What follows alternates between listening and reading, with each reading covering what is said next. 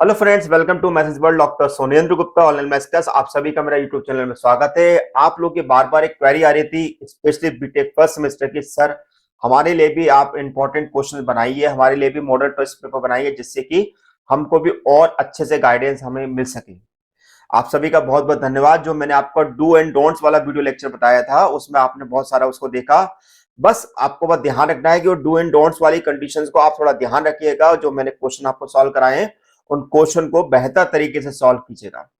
तो आज बात करने वाले हैं मॉडल टेस्ट पेपर 1 के बारे में। कुल मिला के मैं आप यहां पर 3 मॉडल टेस्ट पेपर अपलोड करूंगा, 1 बाय 1। तो मॉडल टेस्ट पेपर 1 जो हमने आपका बनाया हुआ है, वो कुछ इस प्रकार से है।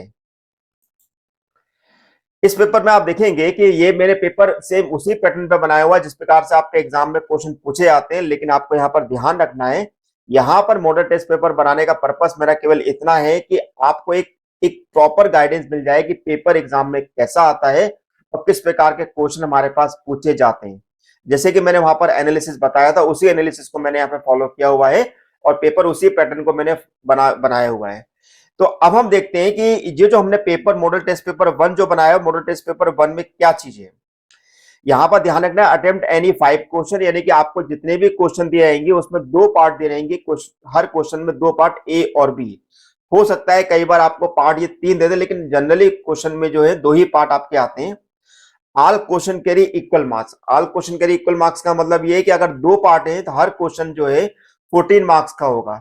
यानी कि अगर उसके 2 पार्ट है, यानी कि एक क्वेश्चन 7 मार्क्स का, तो दूसरा क्वेश्चन भी 7 मार्क्स का होगा। In case of any doubt and dispute, the English version question should be treated as final. Actually paper जो होता है वो हिंदी और इंग्लिश दोनों माध्यम में पूछा जाता है, लेकिन यहां पर मैं हिंदी में नहीं लिख रहा हूं। आपको कोशिश करना है कि पेपर इंग्लिश में ही सॉल्व करें, हिंदी में सॉल्व करने से बचिएगा।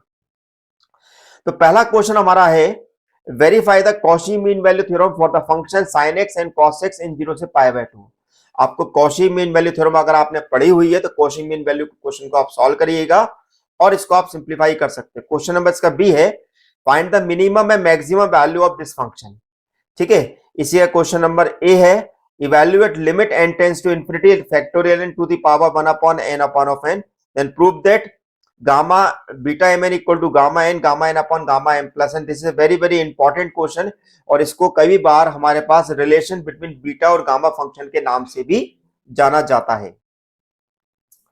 देन क्वेश्चन नंबर थर्ड का ए है मेरे पास, evaluate double integral xy dx dy over the region r where r is the region bounded by the curve y equal to x square x equal to minus y square